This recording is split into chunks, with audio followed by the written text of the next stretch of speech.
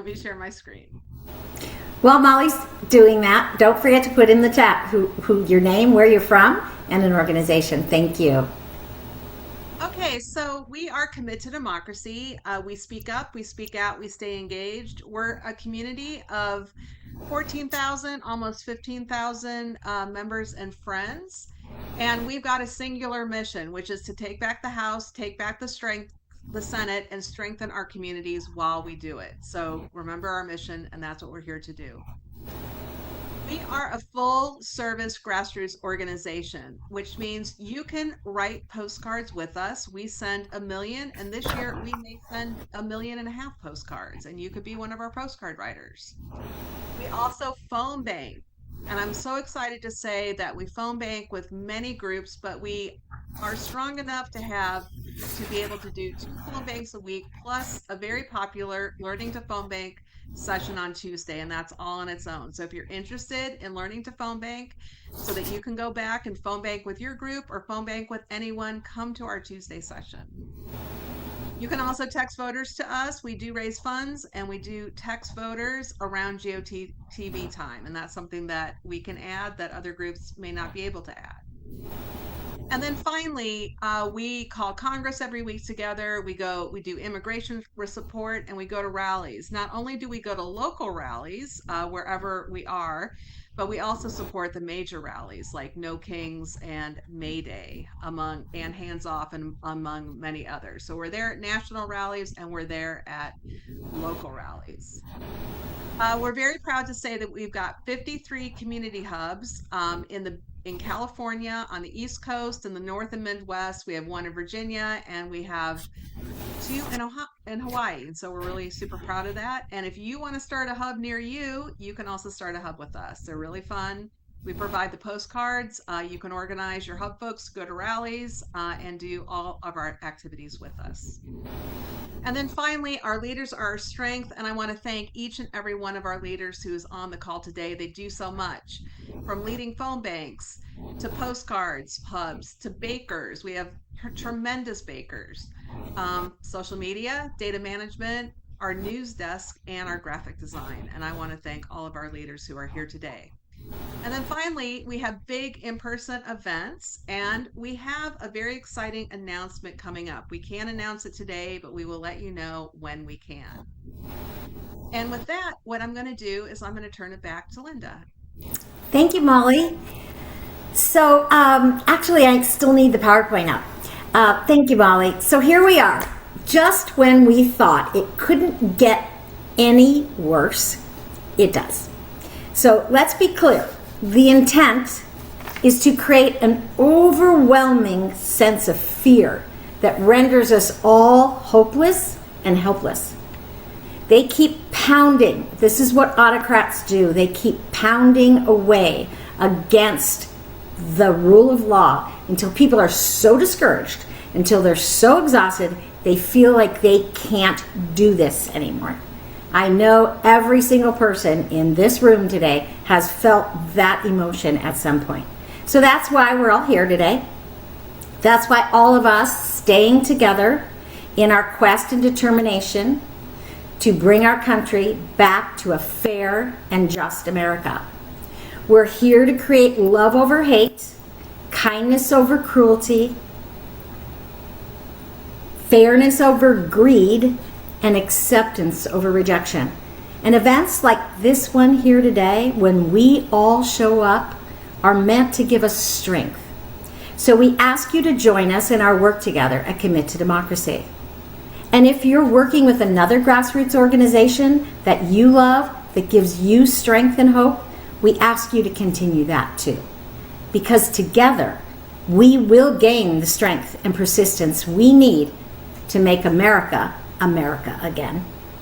And now, the moment we've all been waiting for, I have the honor and pleasure of introducing a wonderful guest, Anderson Clayton. A few weeks ago, I had the incredible pleasure of actually meeting Anderson in person and hearing her speak. Leaders like Anderson are our future, and it's people like her that we are all supporting to take over the leadership of the Democratic Party. Many of us here today are in our golden years. And it's leaders like Anderson that allow us to see a hopeful future for our democracy. So let's meet Anderson. She was born and raised in North Carolina. She attended the State Appalachian College, where she earned a degree in both political science and journalism. Right out of college, she became a community organizer and worked on several campaigns in 2020. And then, at the ripe old age of 25, Anderson Clayton was elected as the youngest party chair in history of the North Carolina Democratic Party.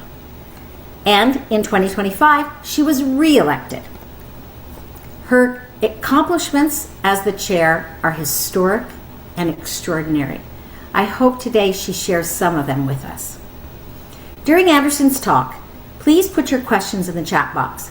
We will hold a moderated QA following Anderson's talk, and we will end our session with a community forum where we will take you off mute and we will talk about the experience that we shared today.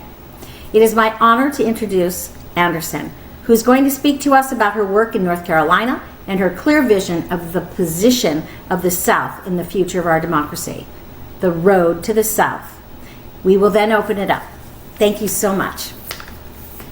Thank you so much, Linda, for having us on, and for everybody for joining this call today and giving us a little bit of your time. I know you could be doing anything else on this fantastic Thursday, and you're giving your time to helping save democracy. And I just know that after a pandemic and after everything that we have gone through, time is the most finite thing that you have. So I just really appreciate folks that are willing to give it to this cause, and also hopefully the state of North Carolina, because I know right now there is a lot of doom and gloom going on about what it's like right now nationally to look towards the South. And so just a little bit about me. I got elected, as Linda had said, when I was 25 years old to become the North Carolina Democratic Party chair.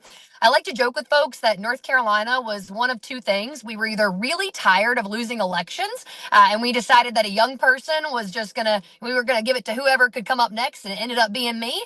Or we had some really strategic visionaries in North Carolina that said, we're gonna be a little bit ahead of the curve, and we're gonna get ahead of this sort of, age gap that we find ourselves having right now in politics. And so I got elected, and the average person that elected me was above the age of 65. And I like to tell people that often, because I think that the older generation also sees the need for a young and diverse next generation to come up in our party. And so I am really honored to be part of that, and just really appreciate and thankful for the folks on this call who have been in the trenches for so long, and also have brought me along to help train me on how to do the job that I'm doing now, because we couldn't do this without a generational, multi-generational coalition of people coming together and saying that our democracy is worth saving. And so North Carolina, just to give you all a little bit of a backstory, because I see a lot of folks on here from various places in the country, and also shout out to the Tar Heels that are on this call tonight with me. I appreciate y'all for being on here. But North Carolina had a string of back-to-back election cycles that we lost in 2020 and in 2022. We came off of losing two U.S. Supreme Court elections, well, two North Carolina State Supreme Court elections, both in 2020 and in 2022. And we also lost two U.S. Senate elections in North Carolina in 2020 and in 2022. And what that did in North Carolina at the sort of January of 2022 cycle, we had a Democratic state Supreme Court that said that partisan and racial gerrymandering was illegal in the state. And for the first time, North Carolina, even though we had a Republican state legislature, but because we had a Democratic state Supreme Court, the legislature had a check on them. And our legislature drew maps, congressional maps, that sent 7 Democrats and 7 Republicans on our behalf to Congress, because North Carolina has 14 congressional seats overall. What happened in 2022, as I just said, is we lost the North Carolina State Supreme Court that year, along with that U.S. Senate election that we had in North Carolina. And what happened was in 2023, in January, Republicans came back in and took control of the North Carolina State Supreme Court and re-gerrymandered North Carolina. They ignored stare decisis, which is a legal precedent that says, you leave the previous court's decision alone. And they threw out 200 years of court precedent in North Carolina and re-gerrymandered the state to the 10-4 minority in Congress that we currently have right now, representing the Tar Heel state. I tell you all that, and I say that as it affects the nation, because the reason why we do not have Speaker Hakeem Jeffries right now is because North Carolina lost 3 Democratic members of Congress in that election cycle alone. And in 2024, the reason why we had that 10-4 minority, it is the reason why Hakeem Jeffries is not Speaker of the House, and we have not had a check on Donald Trump's administration. It is also part of the reason why, when I came into this job, we put a focal point on the state Supreme Court races in North Carolina, because we knew that the Republicans only had control in our state so long as they had control of the courts. We have a 5-2 minority in 2023 when I came into this job on the North Carolina State Supreme Court. The next 2 election cycles for me, so 2024 and 2026, were holds for me. And so in 2024, when the entire country fell to a red wave overall by more than 3 percentage points for Donald Trump, North Carolina was the only state in the country that maintained and flipped 2 statewide races from red to blue: our North Carolina superintendent race with Mo Green, and also our lieutenant governor's race with Rachel Hunt. We also held on to a North Carolina State Supreme Court election for the first time since 2018 in 2024's election cycle. We won a state Supreme Court race by 734 votes out of 5.5 million cast in the state that year. And what Republicans turned around and did after that was turn around and said, we're going to challenge 68,000 ballots in the state of North Carolina to try to retroactively throw out this election and try to change the results of the election even after it already had been played. We had a $3 million court fight that North Carolina Democrats went through throughout the year of 2025, both in state and federal court, to be able to preserve that election win. And the reason why is because Republicans also know if we control the courts in North Carolina, we can control congressional majorities in the future. And it is looking down the road at map planning that is far beyond even the cycles that we're in right now. And so 2024, we held that first seat. That was step number 1 to us taking back our state Supreme Court.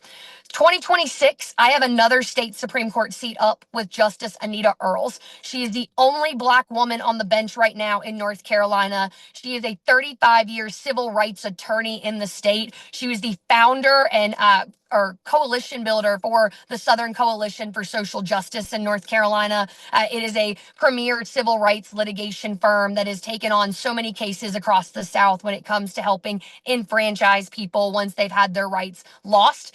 And she is someone that we have to protect on the bench this year, because in 2028, North Carolina has the ability to take 3 Republican seats that are up on the North Carolina State Supreme Court, which means we can reverse partisan and racial gerrymandering. And I know that right now folks are feeling extremely just disenfranchised by what is happening from the Louisiana versus Calais decision that came down, gutting the VRA, and really, honestly, bringing back a Jim Crow era politics that we are seeing still in the South today of trying to strategically target Black and brown representation. Almost 19 seats from the South, majority of those represented by Black Southerners, are going to be taken and stripped away if Republicans get what they want out of this at the end of it. And what I'm trying to tell people is that North Carolina is a state that folks have to look to for how do we gain back that representation. And it means that we have got to strategically plan where states can be the most effective right now. And so in 2028, when we take back the North Carolina State Supreme Court, 2029, we're going to come in and do exactly what Republicans did to us in 2023 in North Carolina: reverse partisan and racial gerrymandering, because Louisiana versus Calais still leaves the decisions up to the states to be able to decide how their maps are drawn. And so we have to make sure that we are fighting back and using the levers of power in the states that are going to be able to determine that. And so I tell you all that because I want you to know the plan of the South right now and how we are trying, at least in North Carolina, to be one of the states that nationally can give back power, and that we know that we're on the track to be able to do that if we do our jobs throughout 2026 election cycle. But I also say, I know a lot of people right now are struggling to find the hope, the light at the end of the tunnel. And as a region of the country that has experienced what we like to say Project 2025 for the last 65 years in our region of the United States. I think that we are saying that we also believe that there's a light at the end of the tunnel, but we need folks to dig in and dig in harder than they ever have before and help fight through this with us. And so I deeply appreciate being in community and solidarity and in the organizing fight with all of you on this call, because I know that we can do this together when we are all in this together. And just thank you to everybody being on here. Linda, thank you again for the opportunity. And again, North Carolina's state Supreme Court races are extremely important this year. And also, we know that we're going to elect a U.S. Senator with Roy Cooper. So we have not forgotten our top of ticket by any circumstances. But just to say, we're also looking at how do we look past not just 26, but 28 and 2030 and beyond, and keeping congressional majorities, because we know that's where the power lies right now, is in Congress. So Linda, I'll pass it back to you. Thank you so much. Well, you are amazing as always. So thank you so much. I want to point out something for those of you that have been with Commit to Democracy for a long time. That Anderson is in her car, and we're reminiscing that in, I believe, 2021. I believe, might have the year off. Simon Rosenberg first spoke to us from his car outside his daughter's 8th grade graduation from middle school. So here she is, and thank you so much for taking the time for us today. We have 2 questions that were sent to us in advance that we'd like you to answer, and then we'll open it up. Molly will come in and she will be organizing all the questions that you have put diligently into the chat. The first question is, if you had to identify the 5 top Senate races in the South that you feel we should be putting our time and energy into, can you review those with us and why? And secondly, we're looking to you to tell us, from your perspective in the South, what is the most important action that grassroots organizations like us can take to help you turn out the vote, and why? Yeah, I'll answer the first question or the last question first, because I think that's the one that is most interesting to me in some ways. Of just, Anita Earls has got a really great framework, just to get its name over and over again on this call, but she is fantastic. But I saw her recently out in California give a talk, and she said, at one point in time, people across the country dove into their own pockets to help free the South. And there was not a chance that we could have done that without people across this country understanding the importance of this region, of it. And I think that we are back to that place again. And so I hope that people will do that with their time, not just their treasure, but with their talents, and making sure that you're investing in, to that first question's point, races all across the South. And that to me looks like, obviously, a U.S. Senate race with Roy Cooper this year. I talked about the Supreme Court race. I was really upset about Georgia and their Supreme Court race. We can talk about that tonight too. But just, I think that looking to races that are happening in November in the South, Roy Cooper, you got John Ossoff in Georgia. We got to make sure we hold that Senate race down there, making sure that you're looking to Texas, because I think that not only is James Talarico an incredible candidate, but also there are really great congressional races in Texas, like Bobby Pulido, who is somebody who I think is really going to shock people sort of in his congressional race down there too. And then even looking to, I think Louisiana has got some really interesting races this year, and considering how they have gerrymandered that state, Louisiana is always a state that I would be fighting for statewide, both with a Senate race, but also a governor's race.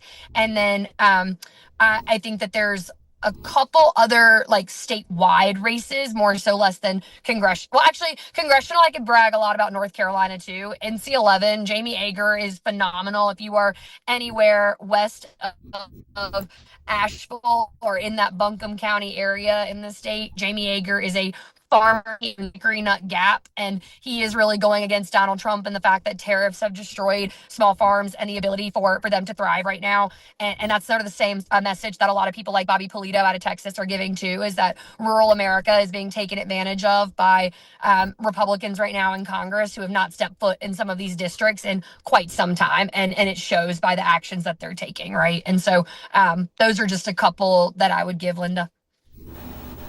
Thank you. Molly?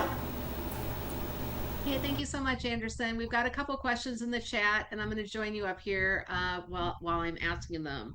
So first, how effective are postcards in North Carolina? And that's a question for Mark. I think it depends on how local you can get with a postcard because to be honest with y'all, like if you're sending out postcards for Roy Cooper, a little bit less so the more top of ticket that you go. Down ballot though, I think postcards are really effective. So if you've got a favorite state legislative race, a favorite congressional race that not a lot of people that they're not really going to have a lot of paid media opportunities because maybe they don't raise a lot of money. That's where I actually think things like postcards are really impactful and not like localized touch. And it doesn't mean that you have to be local to the area to be able to give it. It just means that like it's got to be a little bit more down the ballot on the races. And something just to make you all feel good about that is like any person that comes out for a lower level ballot race is not going to skip the top of ticket. Like that is something like the reverse coattails, there's been a lot of studies about them. It exists and it is something that you can help by just creating more votes that turn out for down ballot races. And it's something this year that I think Democrats need to lean into because we really don't know where we're going to win races. Like there are a lot of opportunities and I know that people are very reliant on Democratic support scores, but to be quite honest with y'all, I look at a Democratic support score and I'm like, we don't have enough data on that person yet. Like there is more common that we have more in common than we do that divides us. And sometimes I don't think that scores do enough to show that when we're talking to voters and when we're having to target them. Okay, great. And then Judith is asking, yeah, and I will say we were very sad that Georgia lost the races for the Supreme Court. So, given that, how are you going to ensure that Dems who might come out for Roy Cooper will also vote down ballot for Justice Earls?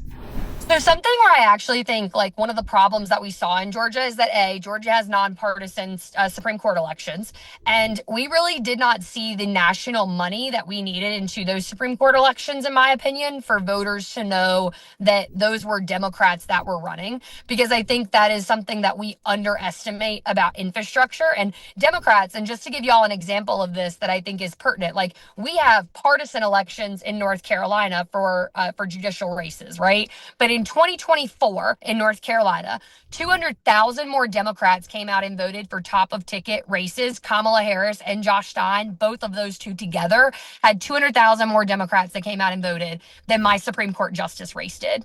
And I tell y'all that because Democrats are voters that we need to know who's on our ballots. We are thinkers when we go into a ballot box and we vote. And it means that like we have to be educated about the races on the ballot. And a lot of times people say, I ain't never been before a judge. I ain't never gonna vote for one either, Anderson. Like I ain't trying to do this. You know what I mean, girlfriend? But it is something where we have to educate our voters about the importance of judicial races. And I think that there is a lack of infrastructure, especially in the South, for things like that and places that have been divested from a long time. You know, when the decision came out from Virginia's Supreme Court race, right? Or not race, but their Supreme Court about knocking down the maps that had just been or the referendum that has just been voted on. I think it is really important that we talk about the fact that people have just said, oh, Virginia is a trifecta. It's a blue trifecta for so long that like nobody focused on the fact that we had a Republican state Supreme Court there. And like that matters. And I think that we have got to get better at thinking about what are the levers of power in states, especially southern states, that are dictating what like the way that congressional maps are going to be drawn in the future. And so for me, Georgia was a lack of infrastructure that had been set up from decades of lack of infrastructure about court races, the nonpartisan effort of those races, and lack of money at the minute that they needed it to really make the case to people. And then the thing that I would say that North Carolina has done to defeat that is that we put a lot. When I got into this job, I basically looked at an infrastructure and I was like, how does the party become the gap filler? Like we have the DGA, the Democratic Governors Association, that takes care of gubernatorial elections. We have the DSCC, the Democratic Senatorial Campaign Committee, that takes care of Senate elections, the DLCC, the D-TRIP. We have a lot of national Democratic committees that take care of different pieces of the ballot.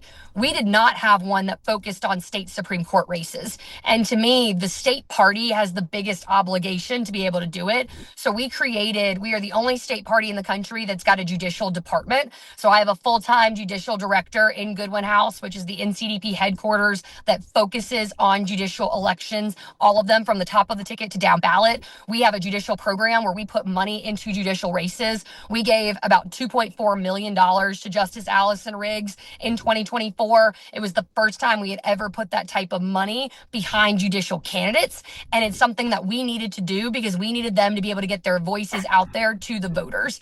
And that's something that I think we took really seriously early on. And it's paid off for us because when we get to that 28 cycle, our party knows who our judicial candidates are. The base, the county parties, all 100 that I have in the state right now are energized. They're knocking doors. We've got a field program called Field Team Justice where you can do distributed canvassing. If you are anywhere in the state of North Carolina right now, or you're driving through and you're popping in and you want to knock on a few doors for us, I can give you a list number and you can go anywhere in the state and get 15 doors that we need you to knock within your vicinity. And we can give you the paper that you need to go out and put on their door. And you can print that off at home, or you can go to your local county party office and get it for you. But one of the two ways, we want you out there talking to voters about judicial races. And we're sending you to friendly doors because it's oftentimes just the voter education that we need to do right now, not the voter persuasion on coming out for those races, to be honest with y'all. So that's a long-winded explanation, but it's how I'm looking at Georgia, because a lot of people, like, they were talking to me and they said, Anderson, how does North Carolina win a state Supreme Court election in an R+3 environment and we can't win one in Georgia in a D+15 environment? And I'm like, the context around these races are serious. The infrastructure that we build, we cannot take it for granted, especially when we've got good Democratic wave years. If we're not meeting it with the infrastructure that we need, we're never going to be able to capitalize on years like this ever again. Right, excellent. Thank you so much, Anderson. Now, Barry's asking a question. What is the role of county Dem committees in your plan? At least in North Carolina, I can say they are different in a lot of states. I know that some states are set up. Like I joke with folks at the DNC. I'm like, no state is similar. We are all not monolithic by any circumstances with how we're elected to how we're governed, just sort of how state parties operate. But for me, my county parties are the backbone of the NCDP. So like I came up as a county party chair. I really value making sure that we've got trained at least organizers or people that care about the future of the community that they're in, that are in the county chair job. What I will say, a lot of times the state party for the last, I would say 10 years before I got in this job, really had taken their hand off of the state or off of the county parties. So I joke with folks, if you've got a cat, I've got cats. So I joke with people like a cat claw. And we had the state party had sort of rescinded its claws from the counties. And I have sort of taken my cat claw and I've dug mine back in because I'm like, if we don't know what's going on in every county in North Carolina, like I don't feel like I'm doing my job right as a state chair. And so I visit all 100 counties every year. We do events that we try to make sure that we get out even to the most rural of our rural counties. I still live in rural North Carolina, and that's a really important thing, I think, too, because I joke with folks that I go home and touch grass every day because the county parties to me are sort of the one operation that we have that's consistent, that's year round. And the state party's job, I think, is to make a county party's chair job's life easier in any way that they possibly can. And that also means making sure that we're giving to them too. So I am trying this year in the state party's operating budget. We have about $100,000 set aside for county party grants. And that is sort of on top of the fundraising that we'll do for each one of my larger counties in the state. I have about 18, I would say, of my metro or my urban and suburban sort of counties. And then I have about 80 more rural counties that need a lot more TLC than sort of my major metro areas do. And so it is making sure that I'm connected with them and their county chairs, and also putting that investment in because my county chairs are the best people at finding candidates. It's one of the ways that North Carolina has been able to recruit so many people to run for office. And they're also the best messengers for how to get out the other resources that the state party has. So we maintain a full-time training director in the NCDP. We also also maintain a full year-round voter protection team that's helpful right now because we are the only battleground state where Republicans run our elections currently. And so we have a lot of monitoring and a lot of lawsuits that we do every other week in North Carolina. But that also takes making sure that we've got local county parties that have got someone going to the Board of Elections meeting to report back what they're hearing. And it is a real pipeline of information that we're relying on quite a lot of volunteer capacity for. And North Carolina is lucky because we've got some very good trained and dedicated volunteers that are doing it right now. Okay, great. And then a question from Kathy. This is about the national, or I'm sorry, the US. Is it about the US Supreme Court? Okay. I think it could be both. She is asking, how do we stop the state Supreme Court roller coaster rides based on what party is in the majority? And I would say that goes for the US Supreme Court too, especially since Yeah. Supreme Courts are supposed to be nonpartisan. God,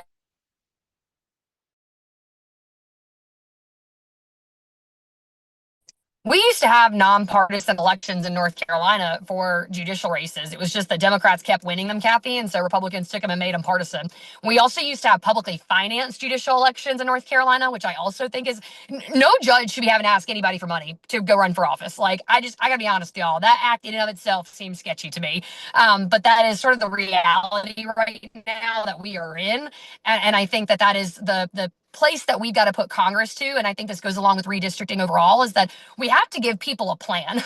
And you're going to hear that a lot from me, is that I'm sort of the Elizabeth Warren upbringing in this party of like, I want to see the plan that we have to make sure that something either ends or it gets done in an efficient way. And I think that gerrymandering right now is something that we have got to own as a party and say, yes, we're going to do this as long as we've got to, while Republicans are being blatant with the type of power grabs that they're going to enact if we don't do something to stop them. But when we are in control of Congress and we've got a 60-seat Senate majority, we're going to pass the John Lewis Voting Rights Act. Like, we are going to end the partisan and racial gerrymandering power grab, because in a lot of ways that will help stop the Supreme Court power grabs at the state levels, because that is why these branches of government are becoming so much more important, and why we're seeing millions of dollars thrown into these races, or because of the fact that people are finally starting to realize, oh my God, they control Congress. They control millions of dollars now. Like, these races are worth millions of dollars. And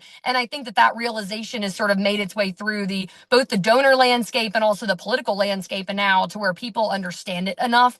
But I deeply think that that is where we have to say, like, we as a party have a plan, but it's going to take us getting to this, and we need people to help us get to this, because otherwise, like, it can't happen. And I think we've got to be very clear and direct with folks about the realities of that. And that's something that, like, North Carolina, to be honest with y'all, one of the biggest critiques that I got to share in some ways was just the fact of how open we had been about trying to take back the North Carolina State Supreme Court.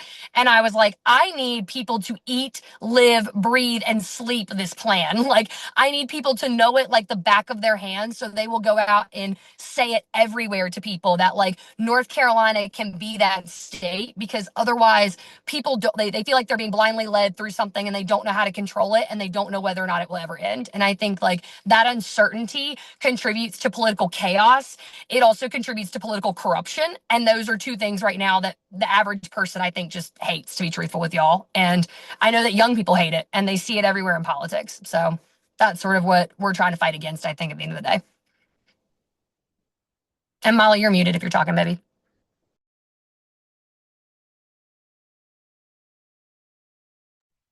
Sorry, I'm not sure who's muting, and you got muted too. So, all right, here we go. So Peggy was asking what messages do you think land with voters? What would be good, I suppose, democratic messages that land with voters? I think it depends on where you are in the country right now, right? Like, I think that the biggest mistake that we make as Democrats is saying that we do have to have one uniform message for everywhere. And I'm like, no, the message should be what are the issues of your district, and how are you going to solve those problems? Because at the end of the day, people want efficient government, and they want government to actually work for people again. And right now, they feel like there are too many politicians in office and not enough public servants.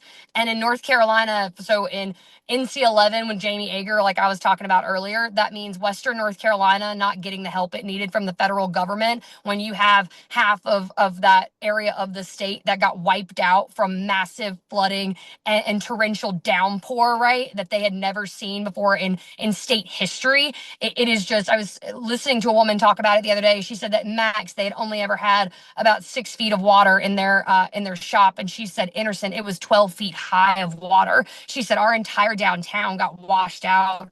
And she said, we still don't have, we've received 16% of the federal funds that we needed from Hurricane Helene relief to like that actually came back to the western part of the state. And I'm like, who better to go advocate for that right now than a farmer in Western North Carolina who took the time to like feed the people around him after that had happened and also was on his tractor literally removing debris from roadways to make sure that emergency crews could get through. Like, I don't know a better person than that. And that's where I go into like candidate quality and how we recruit people, and also making sure that they are people that represent the districts that they're going to speak from, because that's going to be a very different message than what we're going to be giving in Eastern North Carolina. We've had the majority of that region of the state be trampled with the healthcare cuts that we've seen from the federal government, because most of Eastern North Carolina has been where the hospital closures have impacted. So rural healthcare has been on the decline. You have healthcare deserts that are really are driving away population from the eastern part of the state. So older populations are there, and then they're seeing brain drain leaving their communities, and it's just the way that we talk about these issues, because I think people just need to actually hear somebody say, we know what you're going through because we've lived it. And like, that's what we're trying to change when we're in office. And to me, it's a much different message than what you're going to hear, I think, painted broadly at a national level, or sort of the broad strokes that we try to do all of this stuff with. I'm like, I think people just want us to talk to them like they're human beings. And that's what you're going to see a lot of in North Carolina this year, is folks just saying, hey, look, I understand. I've got that same lived experience that you do. I live right down the street from you. And I think we need to have people that go to Congress that actually live in this district. We need to have people that go to Raleigh that actually have to drink this water. Like, it's not, it is more about like connecting with communities to me in some ways than it is about the message that we're giving them. And to be honest with y'all, but that is my hot take. Okay, all right. And then do you feel we can overcome the South gerrymandering in the midterm with I Calais? think that we have to work really, really hard in a year where like Democrats are supposed to have a landslide. And I think that is because gerrymandering is definitely going to strip representation across the South. And I do think that we're able to gain it back in states that we see redistricting in other ways, and also in states that they've dummy mandered. I think North Carolina is a state where Republicans have dummy mandered. Like, we're supposed to Republicans gerrymandered North Carolina to where they're trying to make us an 11-3 minority in Congress right now with our congressional representation. And I think actually where we're going to end up is a 9-5, because like they have taken so much of their margin away from some of their other members to make sure that Don Davis got gerrymandered out of his district. And I'm like, Don Davis is a Democratic champion, y'all. Like, he has won an R+2 district twice. And I said, that man can go up with the best of them. Like, he has lapped his 22 county congressional district that he's got in Eastern North Carolina. And I'm like, man, I'd put up a lot against him, but I wouldn't put up a Republican. You know what I mean? Like, I don't think that they're going to be the ones to knock him out or knock him down. But I know that in 28, that's going to look a lot different, because we're not going to have such a favorable cycle overall for Democrats in that year. It's going to be a lot harder, right, for us, because we're not having such the backlash of the wave from Donald Trump. We might, to be truthful with y'all, but the 2028 year is gonna be different than 2026 just electorally. And we're trying to brace for that and make sure that we are, and when we get these wins, holding on to them as much as we possibly can for that cycle too. Okay, and then Nadine put a question in here, but it has more to do with Texas. So there was a Texas runoff, and the New York Times reported that one of the Dem candidates in the runoff was taking money from Republican super PACs. Have you seen stuff like that in North Carolina, or what do you think about that in Texas? Well, I'll give you North Carolina because I really haven't seen the reporting today. To be truthful with y'all, the only thing anyone's wanted to ask me about today was the DNC autopsy. The the things that I see, and it goes to another question that I saw in the chat box about Democrats that had, or former Democrats in the North Carolina legislature that had overridden Governor Stein's veto. We have some Democrats that lost their primaries because they have overridden my governor's veto beforehand. And they are showing their last bit of true colors, in my opinion, as they are on their way out the door. And we are really trying to make sure that the rest of our Democratic caucus holds. But we've got really good Democrats that are coming in for the 27 legislative cycle to take their place. And so we will not have any defectors in North Carolina anymore because we needed a strong Democratic caucus. And I stand by that. But we have had Democrats that were defectors that took money from Republican lobbyists, that took money from Republican consultants, right? And that paid them to get back in their jobs when they figured out that they were going to have Democratic primaries this year.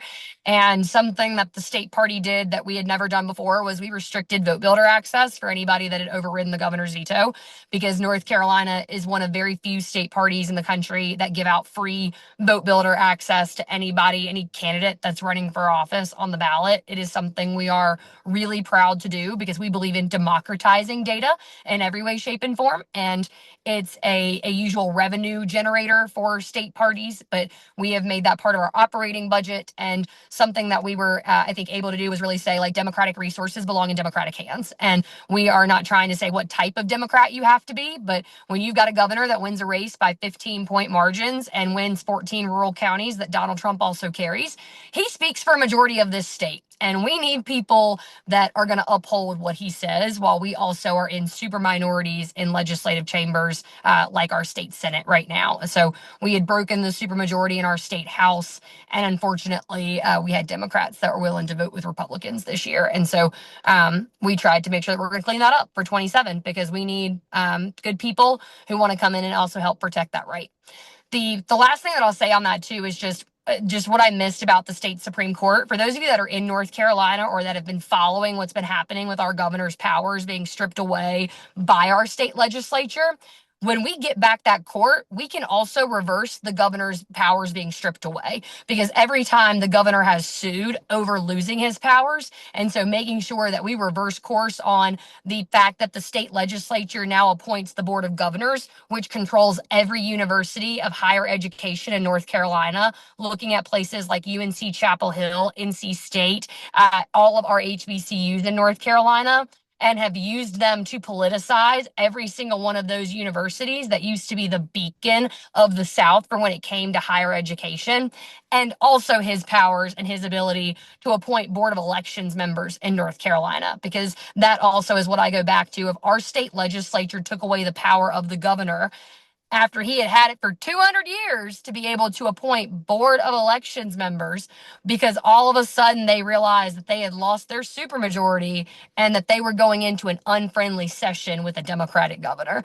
Like, North Carolina Republicans are mean, y'all, and they understand that they got to use every lever of power that they can to keep power. And that is exactly what North Carolina Democrats are trying to do too, because we have got to be able to wield it just as much as they can. Okay. So since you brought it up, what do you think about the Democratic autopsy report?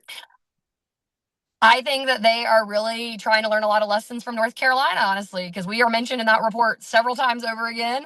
And a lot of it is questioning, how did they do so well down ballot? And I kind of think that that's a cool way. There are a lot of incorrect numbers in that report, though, Molly. So I am interested to know if they will ever fact check that better, because I think North Carolina, one of the things that I noticed is the report itself tries to say that we had more money from any other battleground state. Like, we had more money than Pennsylvania did. And I'm like, no, North Carolina was the least invested in battleground state of 2024. We came the second least in the country to swinging to the right behind Wisconsin. And Wisconsin was the most invested in battleground state. And I'm like, I do have those numbers. And so the DNC basically, they put out numbers like that, and then they say that they cannot factually correct, or they cannot identify where these numbers came from in the report. So it is, I'm glad they released it, though. I think that is something that we needed to see, and also that people needed for transparency reasons, just because folks were, it was coming up a lot, you know? Okay. All right. Well, I'd really like to thank you for being here, Anderson. And that's all the questions that we do have for you today. And I want to thank you for being so generous with your time, especially on such a busy day. So now I am going to leave the stage and then we'll pause for just a moment. And then we'd love for you to share a closing remark with us. Just a brief tidbit from you. And then we'll open it up to everybody. Okay. Yeah. I hope all of you know how important the work that you're going to do throughout this year, but also the rest of the next few years are going to be for helping make sure that we take back power in this country and also in states across it. And I hope that you also know how important judicial races are in North Carolina now. So ncdp.org/judges are where you can go to see all of the information that I talked about tonight, and also the sort of outline in the plan to take back the courts in North Carolina, and how North Carolina plans to be a state that gives that power back to the nation. So thank you all for caring about the South. Thank you all for giving me some of your time tonight and the listening ears. I really, really appreciate it. And I'm also so thankful for all of the work that y'all have done already, however you come to this work, and hope you feel really excited and rejuvenated and energized, because I do, and I have a lot of hope in the future of this country because of folks like everybody on this call. And so lean in, dig in, and let's dig out together, everybody. Thank y'all for being on here. I really appreciate it. Hey, Thank we're you. adding Linda back in. Thank you, Anderson. I know I speak for every single person on this call when I say that your energy gets people going. It's contagious. Your insightful and informative remarks, I know, will take us a long way towards continuing our work together. So we need more of you. So go recruit your friends. Let's get this party going. Anyway, that